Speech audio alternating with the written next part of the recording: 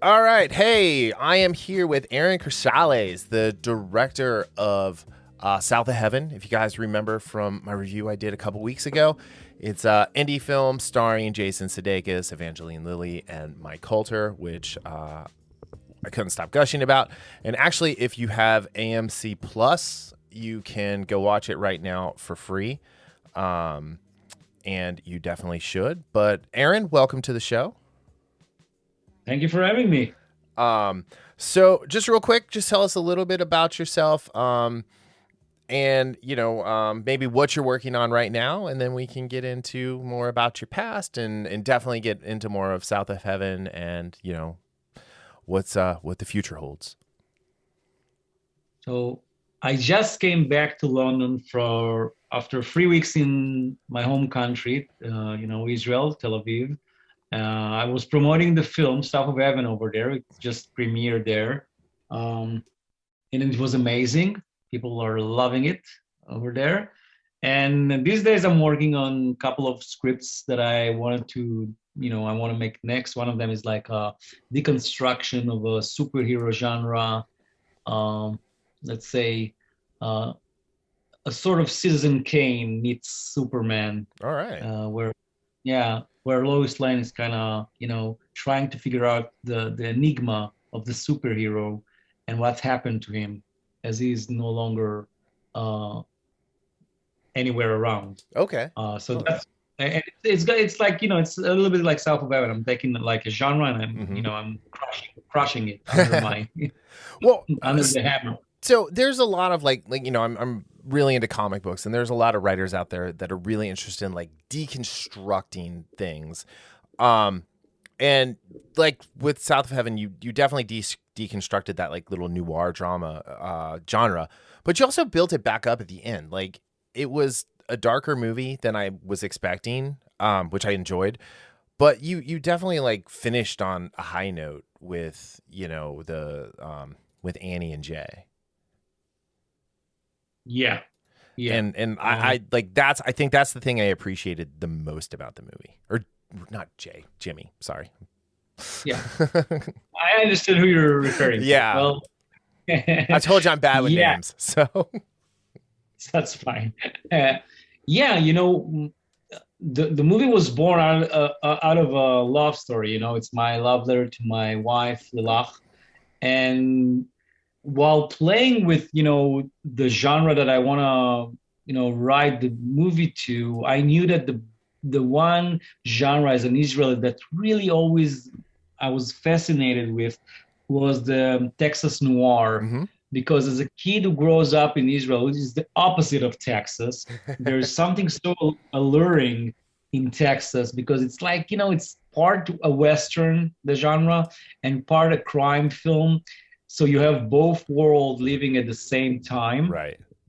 And I like, movies about protagonists or heroes with no luck, right? Mhm. That everything bad happens to them, like Nicolas Cage in Red Rock West, or Sean Penn in U-Turn, or those are the movies that always makes me like, oh my God, this is so out there, it's crazy, and so when I thought about where should I put my love letter to my wife, I said it has to be a Texas noir, All right.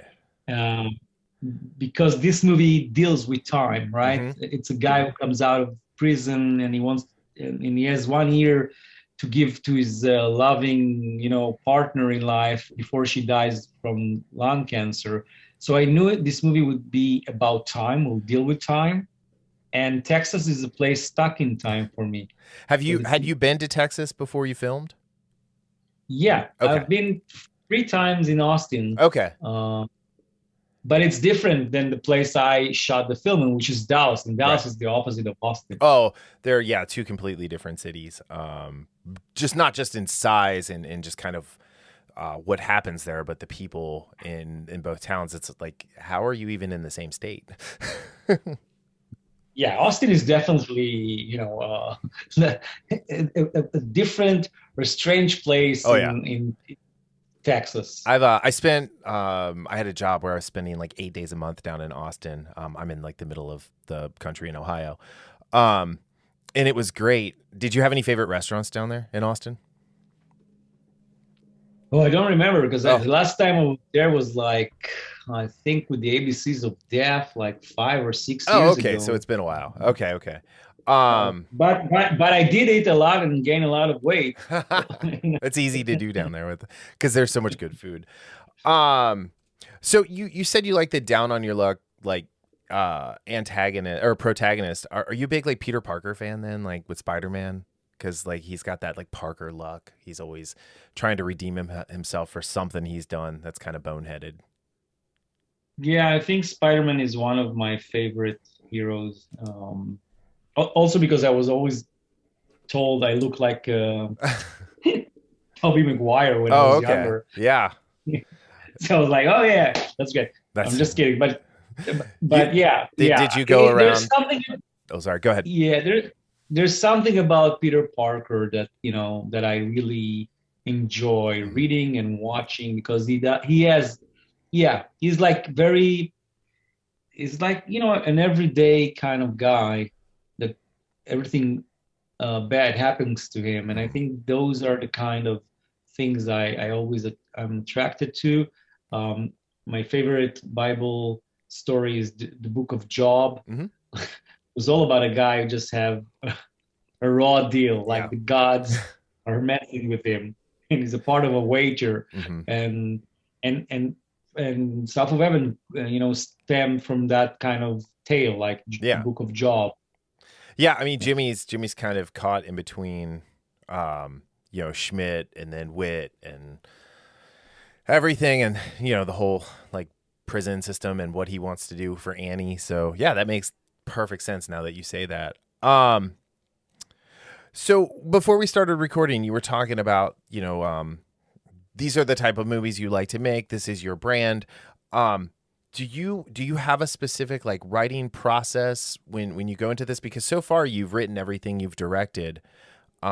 Are you interested in directing other people's words or having other people direct your words? And I guess what process do you go through creatively to bring us these kind of movies? Yeah, well, I'll start with the last question. I don't think I'll ever write for someone else because not because I'm greedy, but because as a writer director, all you ever dream of is getting off your ass and going to shoot a movie on set with actors and crew. So it's a very masochistic life because while you write, you are not able to shoot, right? So if I write something, it's for me. Okay. Because if I give it to somebody else, I just need to write another one, and then I will never get to go Right. to a set again. Um, as for directing others people words, I'm all about it. I think it's a mistake every student make when he comes out of school when he thinks he needs to be an auteur, and auteur means to most people is I'm a writer director. I don't think it's right. I think a lot of directors put their own stamp on scripts that other people wrote, and people should be reminded that Steven Spielberg and Martin Scorsese, for example, were very prolific filmmakers. Usually don't write their own movies, Right. but enjoy other people's works. So no, I will. If I see something that I like that somebody else wrote, I'll be all over it. And as for my own process, the way I usually work is I'm looking for a way to deconstruct something that everybody saw 1,000 times. Hmm. So, which Rabi is my first movie, which was the first Israeli slasher film. I saw lots of slasher films in my time. In Israel, nobody ever worked on a slasher movie. So I asked myself, what will be the most Israeli thing to do to an Israeli slasher film? Like, how will an Israeli slasher look in Israel? So in Israel, there's a joke about people who works in certain, aspects like drillers and stuff like that they always do like half a job, not the whole job, right? They always fix something, and they fix something but ruin something else. There's a joke about how people work in Israel.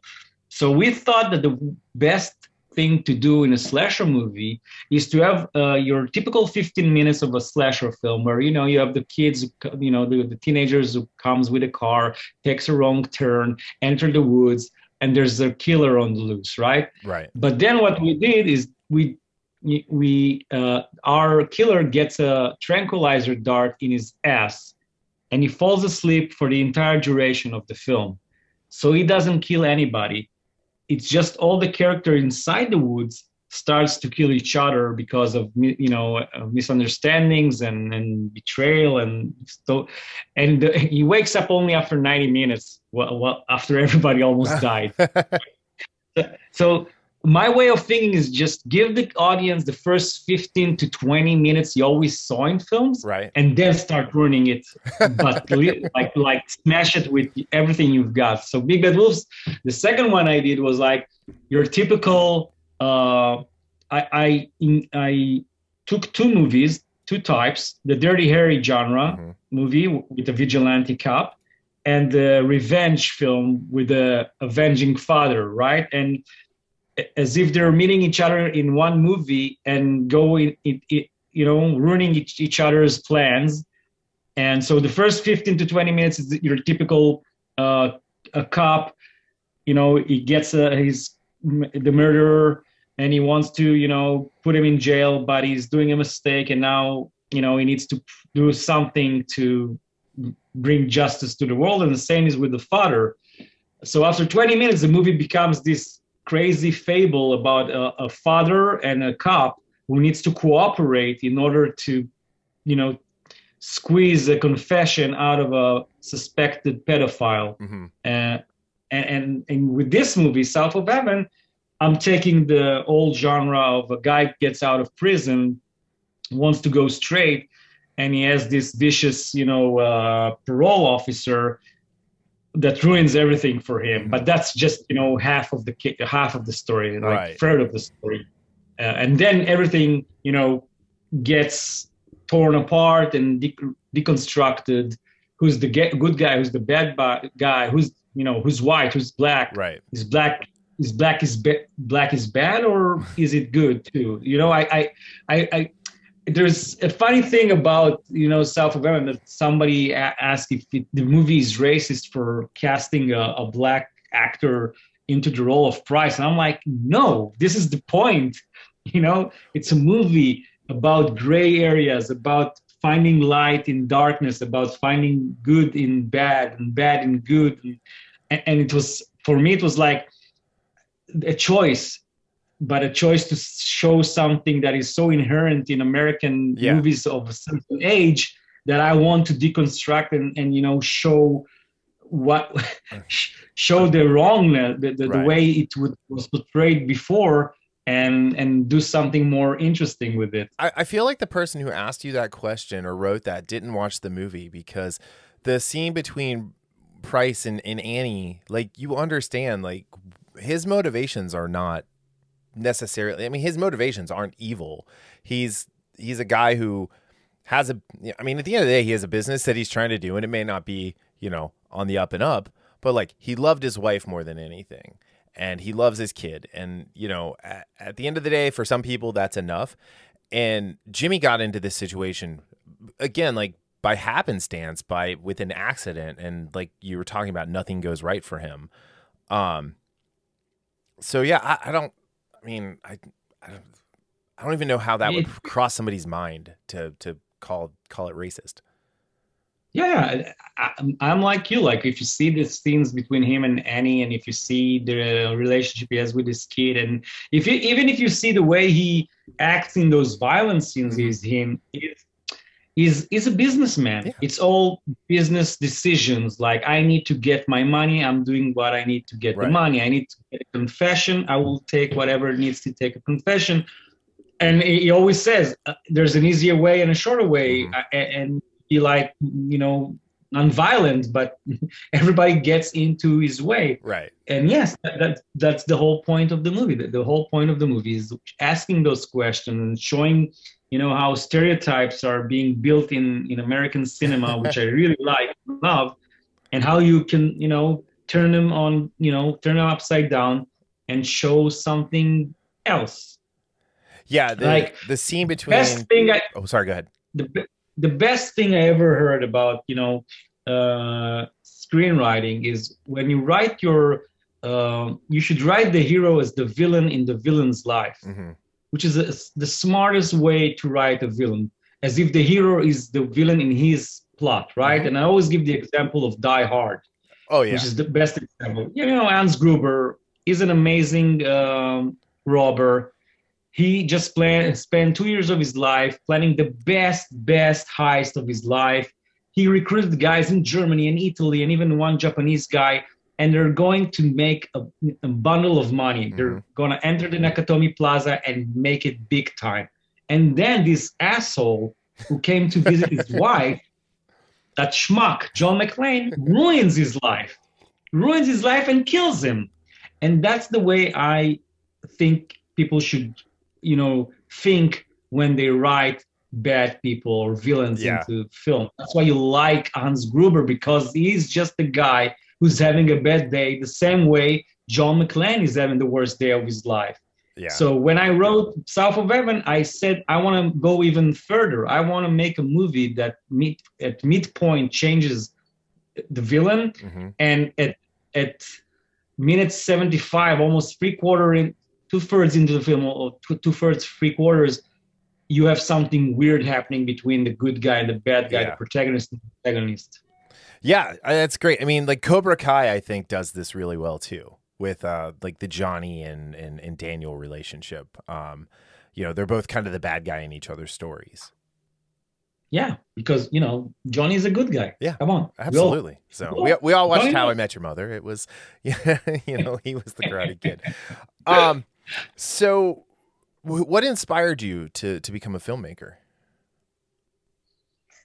Actually, it's a weird accident. I could say very honestly that I did 3 movies more than I expected to do, and I only did 3, right? Because when I grew up, I wanted to be a film critic and a film teacher. Because more than watching more than want to make movies, I like to talk about movies and dissect them.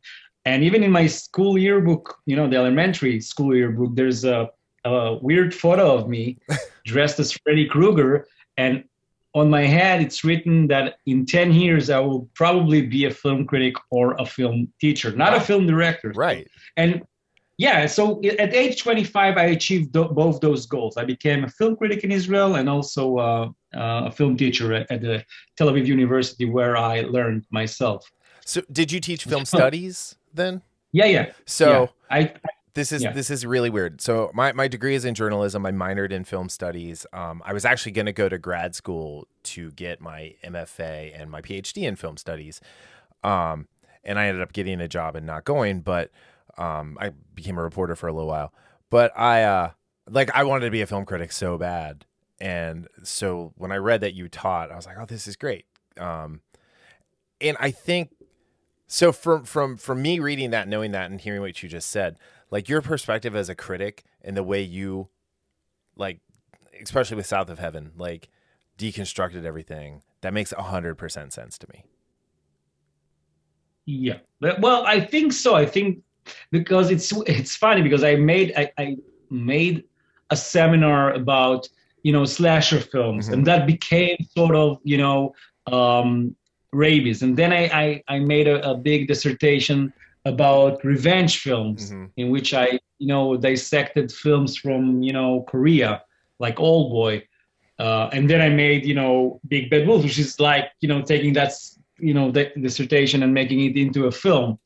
And I made a couple of seminars and about film noir and Texas noir in specific. So when I sit to write a script, I usually look at the genre and representations and I think most of my ideas of deconstructing and how to deconstruct and what's the meaning of everything you see in American movies comes very naturally to me, because that's all I did through my, years of learning and teaching.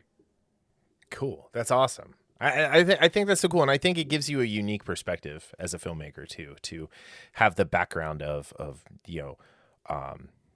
not just making movies and the technical side of making movies, but the psychological and kind of art from the other side of things. Like, how do I take and build on something that's existed, or deconstruct something that's existed in a good way, and not just try and ruin things. Yeah, well, the easiest way is just to ruin things. Well, yeah, I mean, we've got a bunch of Star Wars movies that have shown us that, how easy it is to ruin something good. Oh, that's really cool. Yeah, smashing stuff is fun, but I like to smash things in order to say something. So that's how I think. Like, if I take a tranquilizer dart into the killer's ass, I'm not doing it just for the joke of it. It's like, okay, what happens when the killer is asleep? Mm-hmm. And I wanted to make it's a metaphor. It's called rabies, but there's no rabies in the movie. It's like a metaphor for this kind of disease that it's in the Israeli mentality, that everybody has a short fuse and everybody's very tense and violent in our country. So I wanted to show how this turmoil of, craziness just makes people kill each other without even, a killer needing to do the job. We're just doing it to ourselves. So find something that you could ruin, but make sure there's a subtext to it. And that's, what I always do while I write. That's great. That is great. Okay, so tell me a little bit about what it was like. I mean, we talked about this off air already, but tell me a little bit about what it was like working with Jason and Evangeline and Mike. Again, like, on myself and Daryl, my co-host, we're big fans of all three of these actors. And you had said this was your first time working with, A-list actors. Or let me rephrase, A-list Hollywood actors. Yeah, well, yeah, I work with the A-listers in Israel, but right. You always hear the tales of Hollywood about the craziness, or the American star, and the Bruce Willis with Kevin Smith on Cop Car, not Cop Car. It was it was Cop something. Yeah, but Kevin Smith and Bruce Willis, or Christian Bale throwing a fit, and you always hear, and you're just like, what's going to happen to me on my first journey to the U.S. But then I met the best people in the world, because Jason Sudeikis and Evangeline Levy, Michael Terry, Shea Wiggum, and Jeremy Bob, and Pare. There's so many good guys there, but they were all so warm to me. I don't know if it's because I came from Israel and they saw this little guy and they just wanted, and I look like a koala bear, so maybe just want to hug me and be good to me and be nice to me. But they really nurtured me, and it was amazing. And it's interesting because they all have a different approach to acting, or even for this movie, everybody came with their own set of ideas, and it was incredible. It was like a learning curve for me, because Jason was like, I always remember that, because when we met him, he was the funniest guy, just the guy you saw on SNL, and he even invited us to play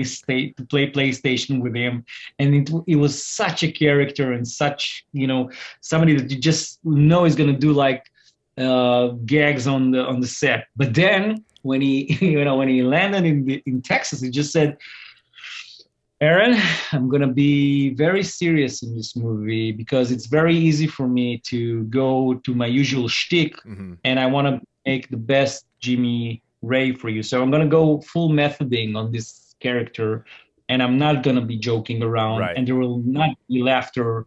So and you're like, this is not the actor I paid for. No, you're going to joke and you're going to do pranks. I paid for that actor, but no prank for me. Yeah. That's the case. It was like, I remember the first day of shoot, it's the scene where he goes out of prison and he's going out, somber look in his eyes, and he's so sad. And then we do the first take, and then Evangeline runs to me and she says, Aaron, don't you think Jason is a tad too serious? Like, he's seeing me for the first time and he needs to run over to me, and it needs to be like with a crescendo of emotions, and he should smile to me.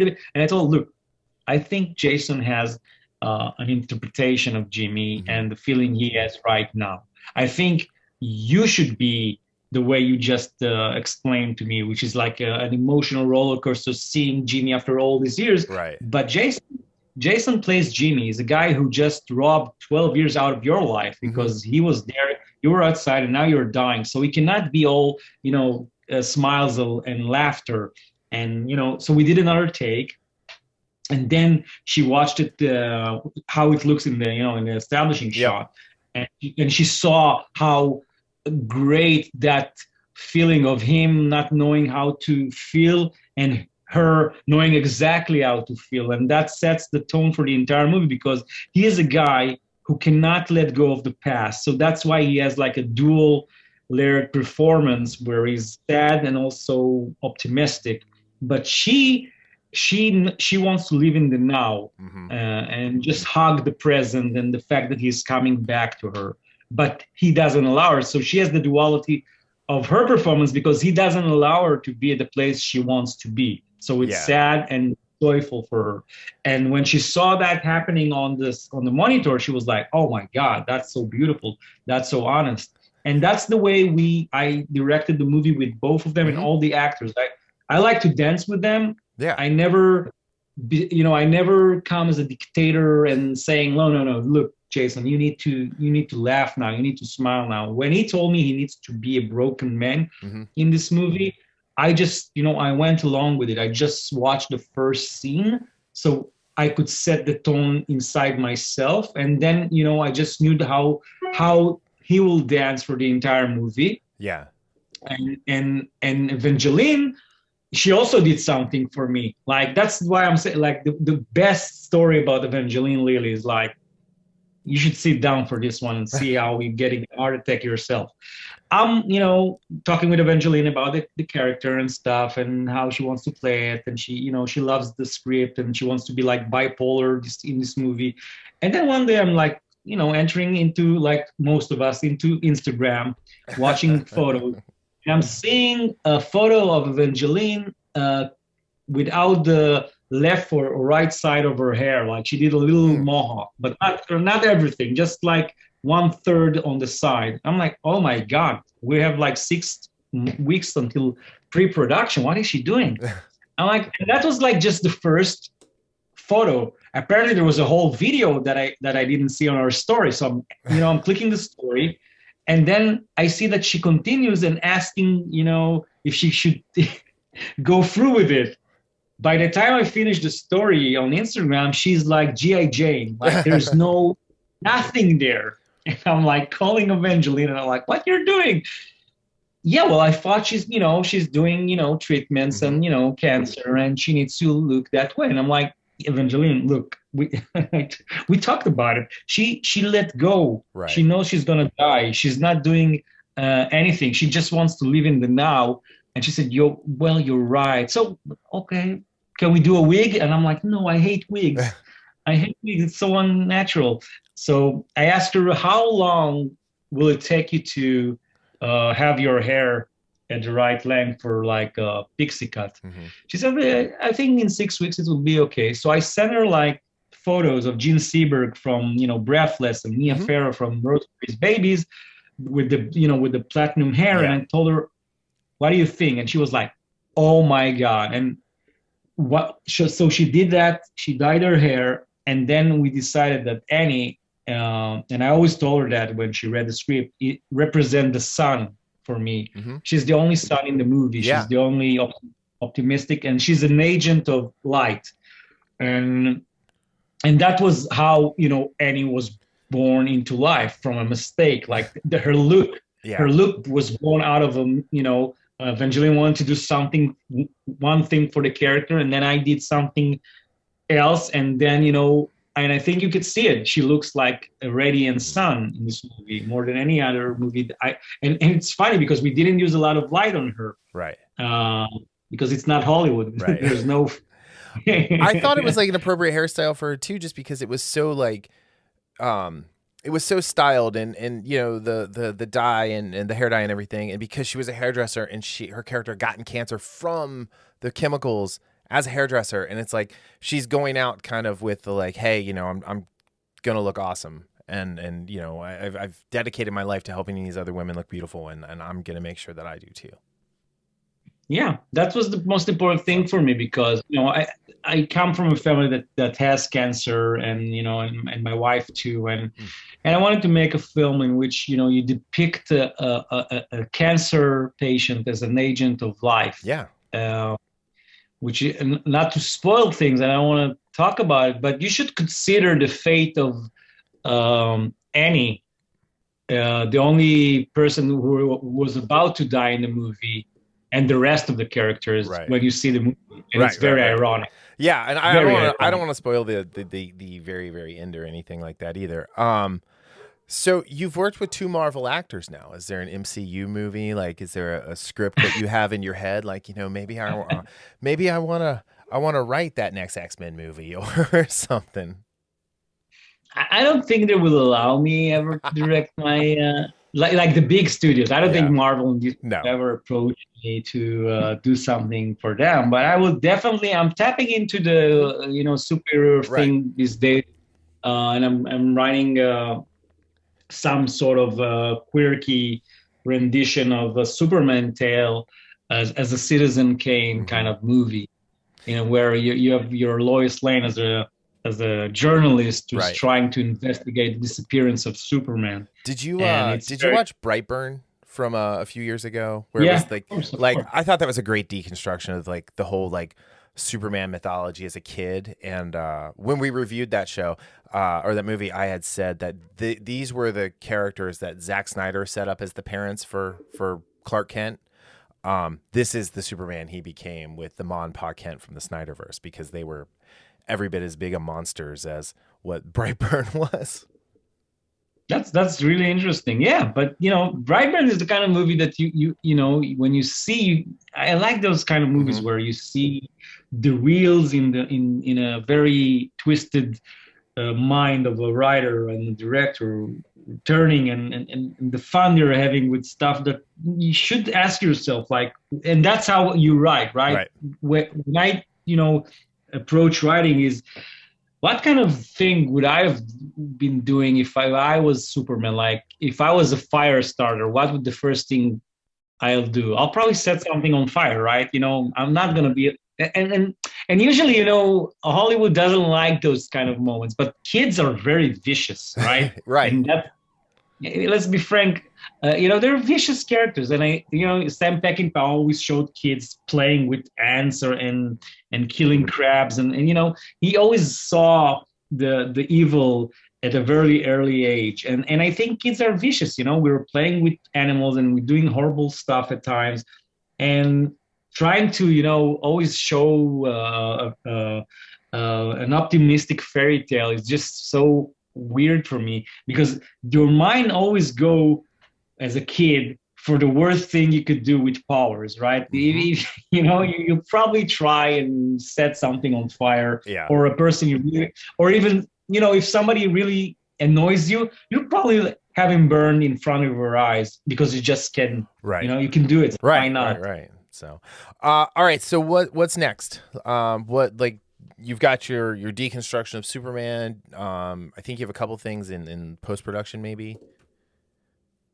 No, I'm right now. I'm working on a couple of scripts. And I'm reading a lot of stuff that I've been handed to, and I'm picking the next one. Awesome. You know, awesome. It's that time in your life when you get stuff and you need to decide. It's hard. Yeah, I bet.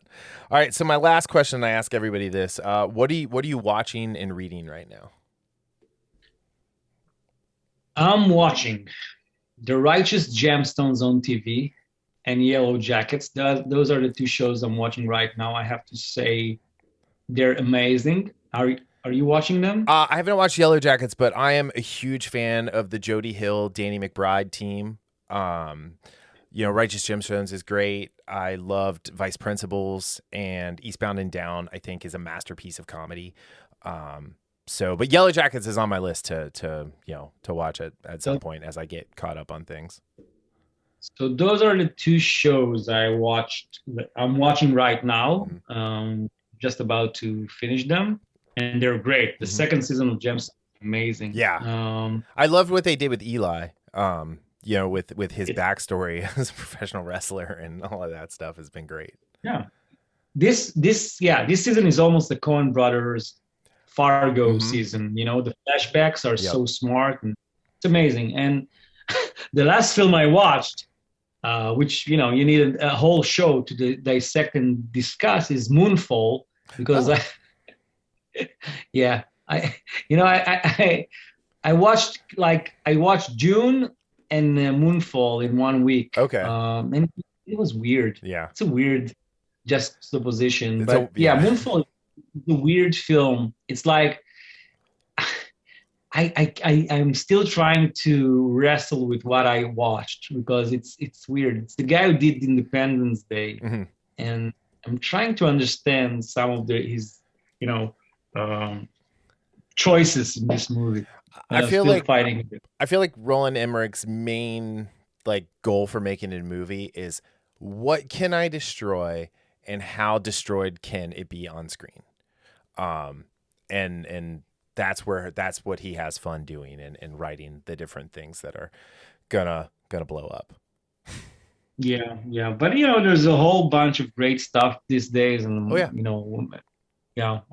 my favorite film, was I love Dune, and I loved Jane Campion's Power of the Dog very much. I think she did an amazing job. So these are and if you like Japanese movie, everybody should watch Drive My Car, who just got into the Oscars. It's an amazing film. I wrote that down. I'm gonna watch that.